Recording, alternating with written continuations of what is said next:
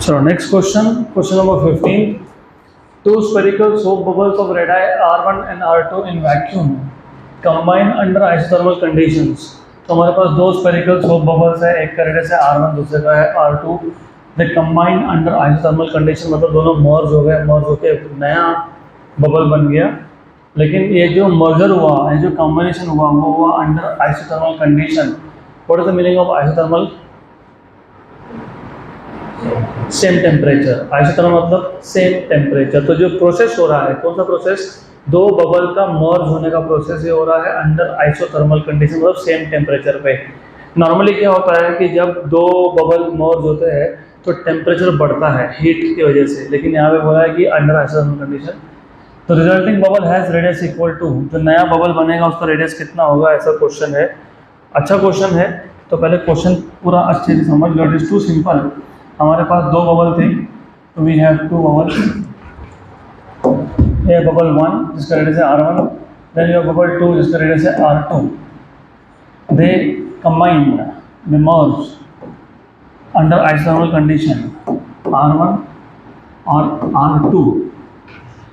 एक काम करो, ऐसा इमेजिन कर लो, इसका वॉल्यूम V1 है, इसका वॉल्यूम V2 है. ये दोनों मर्ज होके एक नया बबल बन गया विथ वॉल्यूम V3. दोनों मर्ज हो गए. These two form a new bubble of radius capital R with volume V. अगर आइसोथर्मल कंडीशन है तो अंडर आइसोथर्मल कंडीशन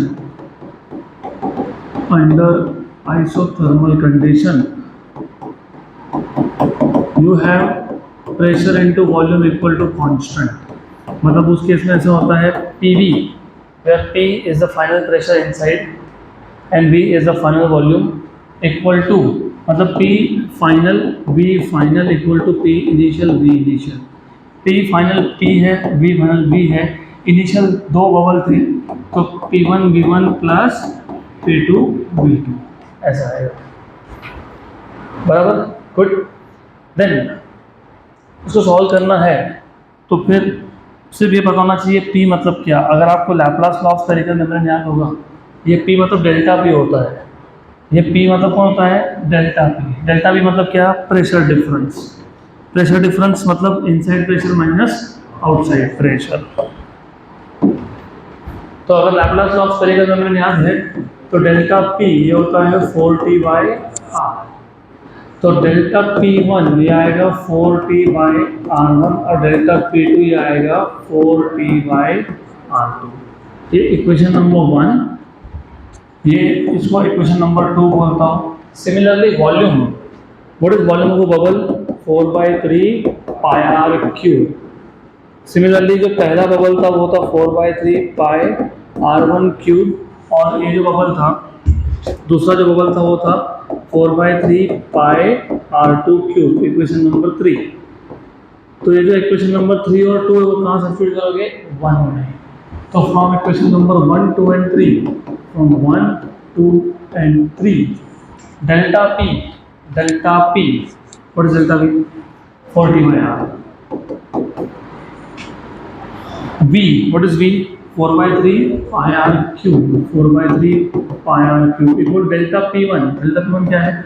4T/R1 और 4/3 pi r1 cube plus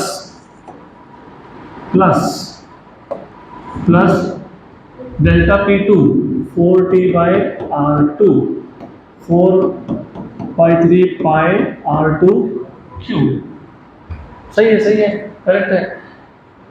4T 4/3 ये दोनों साइड से कैंसिल हो जाएगा. क्या हो जाएगा? कैंसिल. R3/R कितना आया? R square. यहाँ पे R1 cube by R1 square और ये R2 square. Taking square root तो क्या आ गया? Under root of R1 square plus R2 square. Under root of R1 square plus R2 square.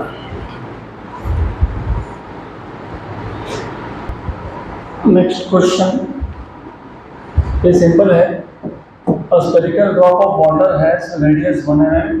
If the surface tension of water is 70 × 10⁻⁻⁶ nm, Difference of pressure between inside and outside of the spherical drop is. Difference of pressure मतलब delta T, delta P. Drop के लिए क्या आएगा? 2T/r। बस simple सा question था। 2 into tension कितना है? 70 × 10⁻³ रेडियस कितना दिया हुआ है? 1 mm, मतलब कितना? 10⁻³ कैंसिल हो गया तो कितना आ गया? 140 न्यूटन पर metre square. Option number C. Done. Very simple.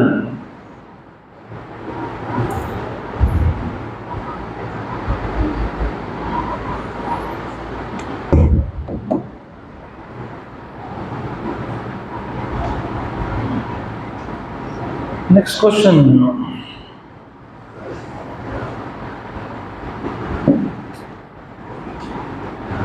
अगला question. A bigger drop of radius r is converted into n smaller drops of radius small r. The energy required is. ये भी हमने सॉल्व किया हुआ है। हमारे पास एक बड़ा ड्रॉप था, बड़ा। इस बड़े ड्रॉप के हमको n छोटे छोटे टुकड़े करने हैं। इस बड़े ड्रॉप के हमको करने हैं n छोटे छोटे टुकड़े। n। ये जो बिग ड्रॉप है इसका रेडियस है कैपिटल R। ये जो छोटे छोटे ड्रॉप्स हैं उनका रेडियस है स्मॉल r। तो अगर आपको याद होगा, वॉल्यूम ऑफ बड़ा drop, big drop, is n times of volume of छोटा ड्रॉप, स्मॉल ड्रॉप। फिर ये आता है 4/3 πr³ equal to n 4/3 pi small r³। 4/3 pi और पाई हो गया कैंसल। तो आपको यहाँ से मिल जाएगा capital R³ equal to n raise to small r³। यहाँ से मिल जाएगा capital R equal to n raise to 1/3 small r। आपको पूछा कि कितना एनर्जी रिक्वायर्ड था, मतलब बड़े ड्रॉप को छोटे ड्रॉप में तोड़ने के लिए एनर्जी कितना चाहिए था। याद है क्या? PdA। What is energy? P into DA। DA होता है इस केस में फाइनल एरिया माइनस इनिशियल। क्यों फाइनल माइनस इनिशियल? क्योंकि मैंने बताया था ज़्यादा ड्रॉप्स हो तो एरिया ज़्यादा होता है। ओके, तो this is equal to T। Final area आएगा 4πr², लेकिन फाइनल ड्रॉप कितना थी? n minus 4π capital R²। पहले ऑप्शन देख लो। ऑप्शन हो गया ना सॉल्व? हो गया? अरे डन। ठीक है, n 4πr² minus 4π capital R² into T हो गया है ना? n 4πr² minus 4π capital R² into T हो गया। Option number A.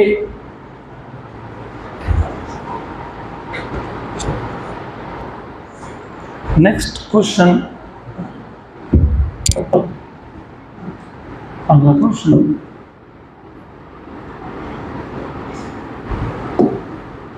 Ten centimeter long wire is placed horizontally on the surface of water।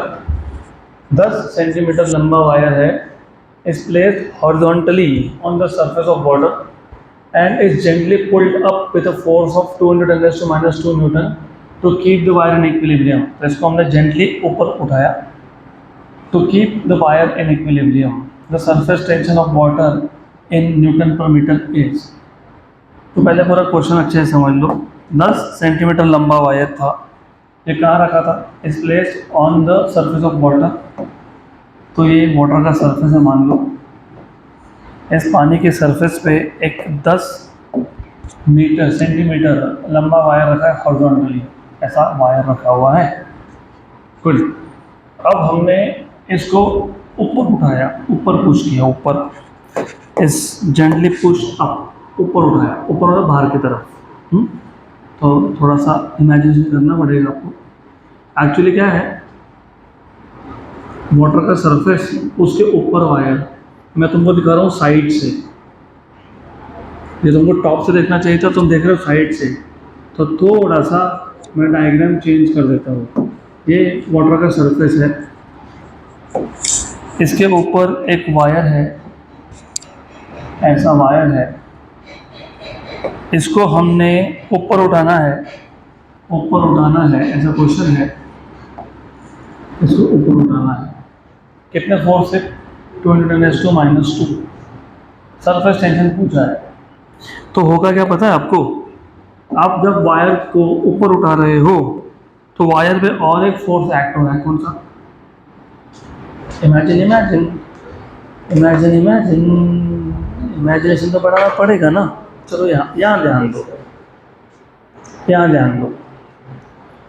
पानी, उसके ऊपर वायर, वाटर उसके ऊपर वायर, वाटर उसके ऊपर वायर, वाटर का वायर के साथ कॉन्टैक्ट कहाँ होगा? एक इस साइड पे होगा और एक इस साइड पे होगा, फ्रंट साइड और बैक साइड।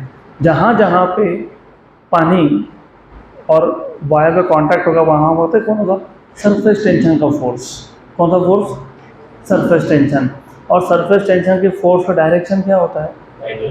तो टेंजेंशियल फोर्स मतलब कहाँ जा रहा है? नीचे। और तुमने कौन सा फोर्स लगाया? कहाँ लगाया? ऊपर। सही है। तो ऊपर के फोर्स को नीचे के टेंजेंशियल फोर्स ने क्या कर दिया? बैलेंस। Very good. तो नीचे कौन सा फोर्स है? Force due to surface tension. मैं लिख देता हूँ यहाँ पे, कोई बात नहीं। डाउनवर्ड फोर्स इधर और दूसरे साइड पे, उस साइड पे, उधर। तो डाउनवर्ड फोर्स ये होगा सरफेस टेंशन का force. What is surface tension? Force upon length. तो what is force? Tension into length. Surface tension क्या होता है? Force upon length. तो फोर्स क्या आ गया? Tension into length. Tension into length, ये वाला फोर्स उस साइड से कितना आया? TL। और ये वाला फोर्स इस साइड से कितना आया? TL। तो टोटल कितना हो गया? 2TL। ये कौन सा फोर्स है? डाउनवर्ड। और अपवर्ड फोर्स कितना लगाया है वो तो बोला है ना, कितना? 2 × 10⁻⁻² न्यूटन। इक्विलिब्रियम में होना मतलब डाउनवर्ड फोर्स और अपवर्ड फोर्स क्या होना? सेम होना। डाउनवर्ड फोर्स कितना है? 2TL। अपवर्ड कितना है? 2 × 10⁻²। 2 और 2 क्या हो गया? क्या पूछा था? टेंशन। टेंशन पूछा। Tension 10⁻² upon length. लेंथ कितना दिया है? 10 सेंटीमीटर दिया है ना, उसको मीटर में कन्वर्ट कर लिया। कैंसर। तो 1/10 कितना होता है? 0.1 न्यूटन पर मीटर। तो आंसर 0.1, ऑप्शन नंबर डी। समझ में आया ना क्वेश्चन? पक्का पक्का? Okay good.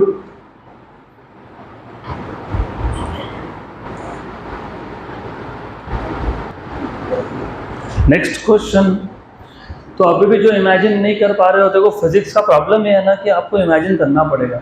नहीं इमेजिन कर पा रहे हो और एक बार करो। पानी का सरफेस था, उसके ऊपर एक वायर था, वायर के दोनों साइड से पानी टच कर रहा है और जहाँ पे वाटर टच करता है सॉलिड को वहाँ पे होता है टेंशन, और वो टेंशन होता है टेंजेंशियल, मतलब नीचे की तरफ आ गया।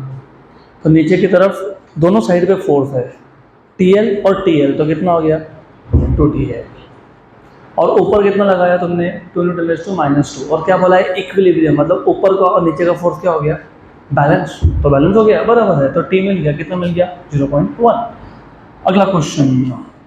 ये क्वेश्चन सिंपल है, कुछ भी नहीं है। A drop of water breaks into 2 droplets of equal size. In this process which of the following statement is correct? The sum of temperature of the 2 droplets together is equal to temperature of the original drop. ऐसा नहीं होता है। मतलब ऐसा बोला है कि दो जो ड्रॉप थे, एक ड्रॉप के 2 ड्रॉप बन गए ना, तो जो पहला ड्रॉपलेट बना उसका टेम्परेचर T1, दूसरे का T2, तो T1 + T2 ये बड़े ड्रॉप का टेम्परेचर होगा। ऐसा नहीं होता है। सेम भी हो सकता है, अभी देखा था आइसोथर्मल, तो ये तो नहीं होगा। The sum of masses of the 2 droplet is equal to mass of the drop. Yes, अगर 1 किलो का ड्रॉप था, 2 में स्प्लिट हो गया, तो दोनों का मिला के 1 किलो ही बनेगा। खत्म। अगला question. A water drop of 0.05 centimetre cube. Centimetre cube मतलब कौन सा यूनिट, कौन सा parameter? Centimetre cube, metre cube, ये कौन सा फिजिकल क्वांटिटी होता है? Volume. Volume water drop of 0.05 centimeter cube is squeezed between two glass plates. तुमने दो ग्लास प्लेट के बीच में इसको स्क्वीज कर दिया, मतलब प्रेस कर दिया, and spreads into area of 40 centimeter square. If the surface tension of water is 79 per centimeter, then the normal force required to separate the glass plates from each other will be. बहुत अच्छा question है। Question ऐसा है कि आपके पास था drop, ये था ड्रॉप। इस ड्रॉप को आपने दो ग्लास प्लेट्स के बीच में स्क्वीज कर दिया। ये एक ग्लास प्लेट हो गया, ये एक ग्लास प्लेट हो गया, और दूसरा ग्लास प्लेट यहाँ से आ गया, स्क्वीज कर दिया, स्क्वीज मतलब ऐसा कर दिया, तो क्या हो गया, स्प्रेड हो गया, है ना? तो ऐसा हो गया, स्प्रेड हो गया, स्प्रेड, प्रेस कर दिया, ठीक। और प्रेस करने के बाद ये जो पानी है उसने कितना एरिया कवर किया, spreads into area of 40 centimetre square. If the surface tension of water is 79 per centimeter, then the normal force required to separate the glass plates from each other will be. बताओ, अच्छा question है, बढ़िया question है, good. क्या करेंगे, how to solve this question? पहले तो point number 1, question समझ में आया है क्या? Yes, no?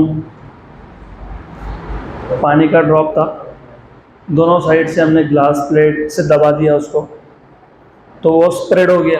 अभी ड्रॉप नहीं बचा, अभी स्प्रेड हो गया, तो ऐसा हो गया। और जब स्प्रेड हुआ तो टोटल एरिया कितना कवर किया उसने, 40 सेंटीमीटर स्क्वायर। पानी का सरफेस टेंशन दिया हुआ है 79 पर सेंटीमीटर। आपको पूछा है कि अगर मुझे अब इन ग्लास प्लेट्स को सेपरेट करना है, मुझे अगर ग्लास प्लेट को सेपरेट करना है तो यहाँ पे और यहाँ पे फोर्स लगाना पड़ेगा। तो कितना फोर्स लगाना पड़ेगा सेपरेट करने के लिए, ऐसा क्वेश्चन है। अभी क्वेश्चन समझ में आया क्या? आया? तो बताओ कैसे सॉल्व करेंगे इसको।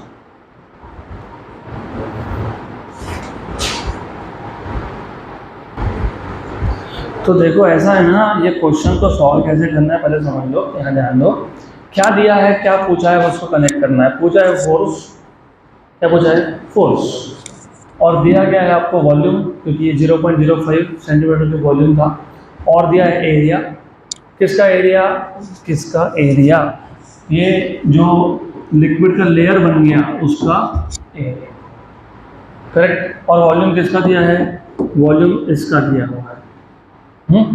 और क्या दिया हुआ है आपको, सरफेस टेंशन, मतलब सरफेस टेंशन की वैल्यू दी गई। और क्या पूछा है आपको, फोर्स। तो आपको फोर्स को एरिया, वॉल्यूम और टेंशन के साथ कनेक्ट करना है, बस इतना ही। इन्होंने क्या बोला है आपको, इन्होंने बोला है कि आपको ये जो प्लेट को सेपरेट करना है, प्लेट को क्या करना है, सेपरेट, तो कितना फोर्स लगाना पड़ेगा, सही है कि नहीं, बराबर। अब जब तुम प्लेट को सेपरेट करने की बात करते हो, अपने आप तो होगा नहीं, क्या करना पड़ेगा, वर्क। वर्क होता है फोर्स इनटू डिस्प्लेसमेंट। मैं मान लेता हूँ कि प्लेट को सेपरेट करने का मतलब ये हो गया कि जो प्लेट्स है, प्लेट्स, उसका जो डिस्टेंस है ना, वो मैंने बढ़ा के क्या कर दिया, L। तो मैंने डिस्प्लेसमेंट कितना कर लिया, L। तो वर्क डन क्या हो गया, फोर्स इनटू डिस्प्लेसमेंट, तो फोर्स इनटू L। यहाँ तक समझ में आया आपको, पक्का?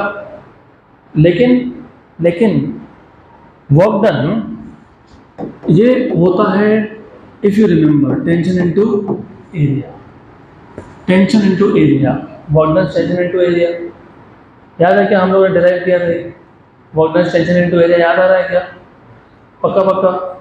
लेकिन एरिया दो बार लेंगे, क्यों दो बार लेंगे, क्योंकि एक तो यहाँ कांटेक्ट हुआ और एक यहाँ कांटेक्ट हुआ, तो एरिया कितनी बार आएगा, दो बार आएगा। आएगा कि नहीं दो बार, यस। तो इक्वेशन नंबर 2, तो 1 और 2 से क्या समझ में आया तुमको, लेफ्ट हैंड साइड सेम है तो राइट हैंड साइड भी सेम है, तो 2TA इक्वल टू Fn, बराबर। तो F equal to 2TA by F। अब ये फॉर्मूला चल नहीं सकता, टेंशन है, एरिया की वैल्यू पता है, एल पता है क्या? नहीं पता। तुमको पता है एल कितना? नहीं पता। तो क्या करेंगे फिर? क्या पता है हमको? वॉल्यूम। Very good. क्या पता है हमको?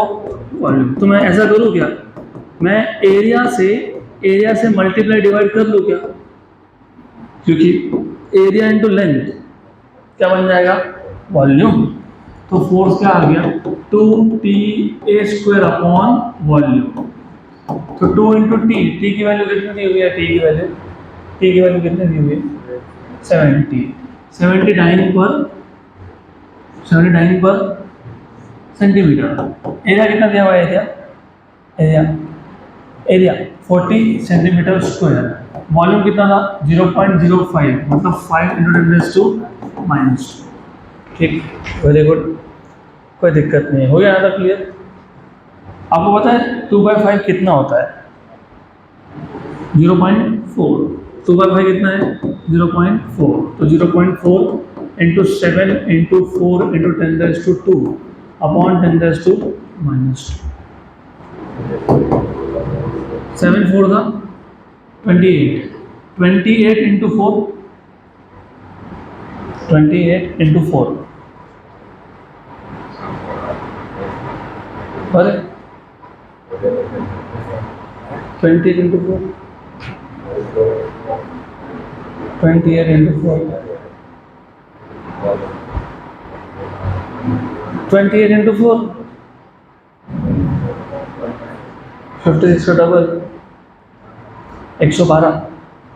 112 कितना आएगा? मतलब 11.2, क्योंकि ये 0.4 था। बराबर।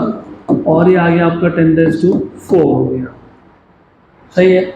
लेकिन ये जो आंसर तुमने लिखा, ये आंसर CGS यूनिट्स में है। कौन सी यूनिट्स में है? CGS। आंसर गलत दिख रहा है मुझे, मतलब डाइन्स में है। इसमें ये डाइन में है। आपको कन्वर्जन पता है? Conversion what is 1 newton in dyne पता है? 10⁻5। तो what is 1 dyne equal to? 1 dyne is 10⁻⁻5 newton. तो देयरफॉर फोर्स इक्वल टू क्या आया? 11.2 इंटू 10⁻⁻+4 डाइन था, 4 डाइन था इंटू 10⁻⁻5 न्यूटन हो गया। तो ये हो गया सॉल्व करके, सब सॉल्व करके कितना हो गया? 10⁻4 और -5, मतलब -1 और 1.12 न्यूटन। तो आंसर तो गलत आ रहा है, तो कुछ तो गड़बड़ है यहाँ पे। अभी क्या गड़बड़ है देखते हैं। वैल्यूज चेक करने पड़ेंगे एक बार। Let me check the values. 240, 0.05, 44.5 square square गड़बड़ हो गई ना, स्क्वायर नहीं किया तो ठीक है, माय मिस्टेक, कोई बात नहीं, अभी कर लेते हैं। नहीं किया तो स्क्वायर नहीं किया तो कर लेते हैं। तो ये हो गया आपका। फिर भी या फिर एक काम करो, 1 जा कितना? 14 कितना है? 28। 4 पर कितना होता है? 16 और 10⁻², और ये वापस ऊपर गया 10⁻²। किसमें आया ये? किसमें आया? अरे यूनिट क्या है? डाइन है। What is 28 into 16? 448। Very good. 448 into 10⁻4 dyne है। डाइन हो गया आंसर। 45 न्यूटन आएगा। तो अभी कन्वर्ट कर लो, हो गया कन्वर्ट, सिंपल। डाइन से न्यूटन में जाओगे तो force equal to 448 into 10⁻4 into 10⁻⁻5। Dyne से आ गया आप न्यूटन में, तो कितना आ गया? 44.8। 44.8 मतलब अप्रोक्सीमेटली कितना? 45। 45 option number A.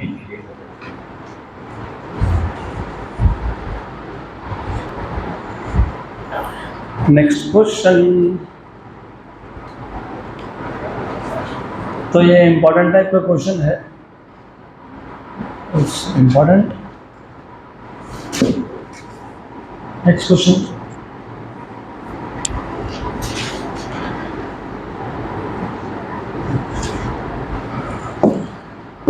frame made up of a metallic wire enclosing a surface area A is covered with a soap film. If the area of the frame of metallic wire is reduced by 50%, the energy of the soap film will be changed by. हमने किया था solve, याद है? Same question था, solve किया है ये। अरे सेम क्वेश्चन सॉल्व किया ना हम लोगों ने, भूल गए? तो क्या बताता हूँ मैं कहाँ सॉल्व किया। रिसेंटली सॉल्व किया था, वेरी रिसेंटली। देखो ये है ना, ये क्वेश्चन नंबर 1, और अभी जो क्वेश्चन था कौन सा क्वेश्चन नंबर था ये? 21। ये सेम क्वेश्चन है, इसके लिए हम उसको सॉल्व नहीं करेंगे वापस, it's the same question. Next question, what is the radius of the biggest aluminium coin of thickness T and density rho, which will still be able to float on the water surface of surface tension S? अच्छा question है। तो ऐसा पूछा है आपको, what is the radius of the biggest aluminum coil of thickness T and density rho, which will still be able to float on the water surface of tension S? ये water का surface है, हमारे पास एक aluminium का coin है, तो ऐसा पूछा है कि ये जो एल्यूमिनियम का कॉइन है इसका सबसे ज़्यादा रेडियस कितना हो सकता है for this coin to float on the surface of water. क्योंकि मैं अगर, और ऑफ कोर्स थिकनेस टी दिया हुआ है, थिकनेस टी, अगर मैं कॉइन का साइज और बढ़ाता हूँ तो उसका वेट बढ़ता है, तो अगर वेट बढ़ता है तो कॉइन कहाँ जाएगा? नीचे, बराबर। अब तक तो नीचे नहीं जा रहा, नीचे नहीं जाने का मतलब क्या होता है? डाउनवर्ड फोर्स को किसी एक फोर्स से क्या किया होगा? बैलेंस किया होगा। इस टाइप का क्वेश्चन भी हमने सॉल्व किया था, ये आपका CET का PYQ था, सॉल्व किया ये हमने। और चलो तुमको मैं हिंट देता हूँ, याद जान लो, सब कुछ तुमको क्वेश्चन में दिया होता है। अगर तुमको नहीं समझ में आ रहा क्या करना है, इतना समझ में आया ना कि ये कॉइन नॉर्मली क्या होना चाहिए? क्या चाहिए? सिंक होना चाहिए, नीचे गिरना चाहिए। क्यों नीचे गिरना चाहिए? Because of its weight. लेकिन गिर नहीं रहा, मतलब डाउनवर्ड फोर्स को किसी ने बैलेंस किया होगा। किसने बैलेंस किया होगा? Upward force. अब अपवर्ड फोर्स कौन सा वो नहीं समझ में आ रहा, तो टेंशन क्या ले रहे हो? सरफेस टेंशन क्या बोला है? S। और 4 ऑप्शन में S है क्या? यस। तो ऊपर कौन सा फोर्स होगा? Force due to surface tension, simple, force due to surface tension. तो ऊपर जो फोर्स है वो force due to surface tension. तो weight is balanced by force due to surface tension. Coin का शेप क्या होता है?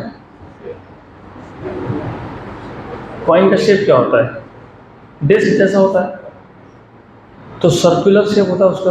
Very good. सरफेस टेंशन का फोर्स मतलब कैसे निकालते हो?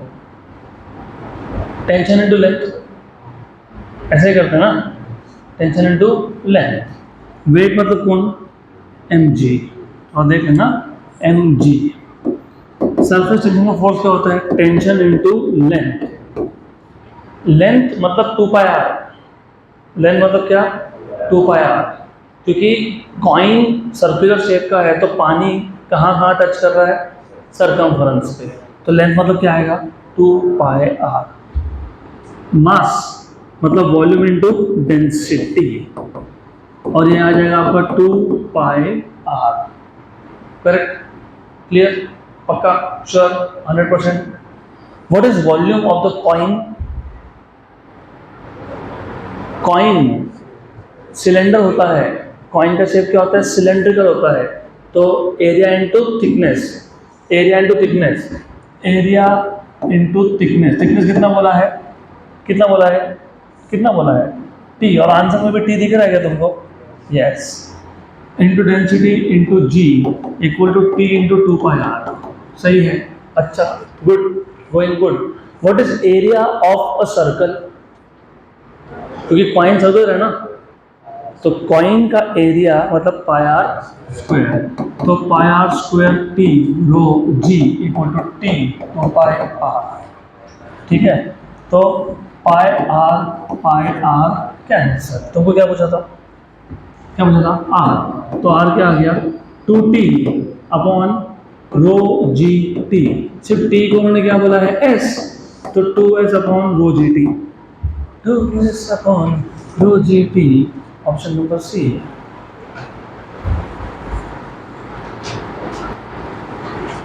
नेक्स्ट क्वेश्चन, ये तो इजी है, ये भी हमारा हुआ है, ठीक है, और एक बार कर लेंगे। स्पीयर लिक्विड ड्रॉप, मतलब लिक्विड ड्रॉप है जिसका शेप स्फेरिकल है, of radius R is divided into 8 equal droplets. 8 equal droplets होना चाहिए था। If surface tension is T then the work done in the process is. एक ड्रॉप था, उसके कितने टुकड़े कर दिए? 8।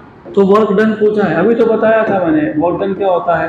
Tension into change in area, मतलब final area minus initial area. ऐसा क्यों लिखा? फाइनल माइनस इनिशियल क्यों लिखा? क्योंकि फाइनली नंबर ऑफ ड्रॉप्स ज़्यादा है तो एरिया ज़्यादा है। तो टी 4 पाई आर स्क्वायर, ये छोटे ड्रॉप का, इंटू एन जो आएगा 8, माइनस इनिशियल एरिया क्या आएगा? 4 पाई आर स्क्वायर। इसमें से क्या कॉमन निकला? 4 पाई, तो 4 pi T N R square minus R square. यहाँ तक ठीक है। अब देख लेना ऑप्शन। ऑप्शन कैपिटल आर के टर्म में है कि स्मॉल आर के टर्म में है? तो तुमको पता है ना कैपिटल आर क्या था? n raise to 1/3 small R था। तो स्मॉल आर क्या आ जाएगा? r upon n raise to 1/3। तो r का स्क्वायर क्या बन जाएगा? Capital R square upon n raise to 2/3। और एक इक्वेशन नंबर 2 कौन सा इक्वेशन में जाएगा? 1 में। तो फ्रॉम 1 and 2 वर्क डन क्या बन जाएगा? 4 पाई टी एन छोटा आर स्क्वायर क्या है? Capital R square upon N raise to 2/3 minus capital R square. कौन कॉमन निकल गया? Capital R. तो 4 pi R square T N upon N raise to 2/3, मतलब ये ऊपर जाके क्या हो जाएगा? माइनस, मतलब n रेज टू 1 माइनस 2/3, मतलब कितना? 1/3। Very good. तो 4 pi R square T N raise to 1/3 minus 1, general formula बन गया। अब मैंने जानबूझ के पहले जनरल फॉर्मूला बना के दिया। अभी तुमको कितने ड्रॉप बोले हैं? 8। कभी 27 भी बोलेंगे, कभी 64 भी बोलेंगे, कभी 125 बोलेंगे, तो जनरल फॉर्मूला यूज कर लेना। अब यहाँ पे सिर्फ n की वैल्यू क्या सब्स्टिट्यूट करोगे? 8। तो 4 पाई आर स्क्वायर टी, 8 का क्यूब रूट कितना होता है? 2 होता है ना। 2 माइनस 1 कितना है? 1। तो आंसर कितना आ गया? अच्छा, अगर आपको बोला होता 27 ड्रॉप्स, तो 27 का क्यूब रूट कितना? 3 में से क्या? तो 2 इंटू 4 8। अगर 64 बोला होता तो 4 माइनस 1 3 इंटू 4 12। देख लो, है ना, ऐसा डायरेक्ट सॉल्व होगा। अभी फिलहाल क्या आएगा? ऑप्शन सी।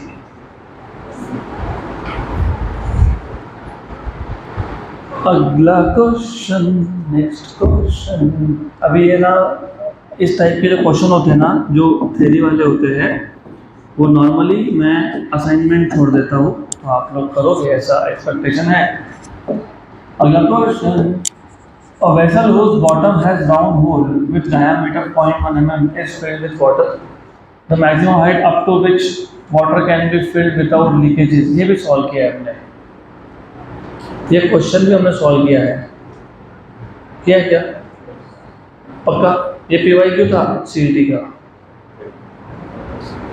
याद आ रहा है ना? पक्का? नहीं याद आ रहा आपको?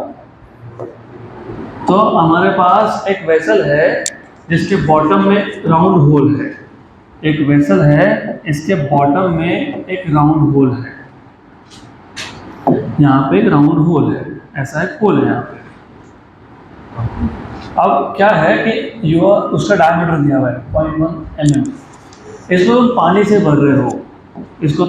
से भर रहे हो, तो मैक्सिमम कितने हाइट तक तुम पानी भर सकते हो, ऐसा क्वेश्चन है। What is the maximum height up to which you can fill the water without leakage? तो आपको याद होगा यहाँ पे हमने प्रेशर निकाला था और यहाँ भी प्रेशर निकाला था। फिर मैंने बोला था कि अंदर प्रेशर होगा H रो G, उसके ऊपर कौन है, एटमॉस्फेयर। तो डेल्टा पी मतलब बेसिकली गैस प्रेशर। तो प्रेशर P क्या आ जाएगा, H rho G plus P naught. तो P minus P naught is H rho G, मतलब डेल्टा P कितना है, H rho G, equation number 1। लेकिन यहाँ पे एक स्फीयर जैसा बनता है, और स्फीयर जैसा बनता है तो एक साइड पे कॉन्वेक्स है, दूसरी साइड पे क्या है, कॉन्केव है। तो वहाँ पे प्रेशर डिफरेंस होगा which is given by Laplace law of spherical membrane. तो डेल्टा पी आएगा 2t by r, equation number 2। From 1 and 2 you have h rho g equal to 2t by r। तो h क्या मिलेगा, 2t upon r रो g, 2t upon r रो g। Tension की value दी है आपको, tension की value कितनी दी है, 75। r डायामीटर अगर 0.1 mm है, डायामीटर 0.1 mm है, तो रेडियस कितना है, 0.05। तो रेडियस आ गया 0.05 mm, लेकिन हमको सेंटीमीटर में चाहिए। mm टू सेंटीमीटर कन्वर्जन क्या होता है,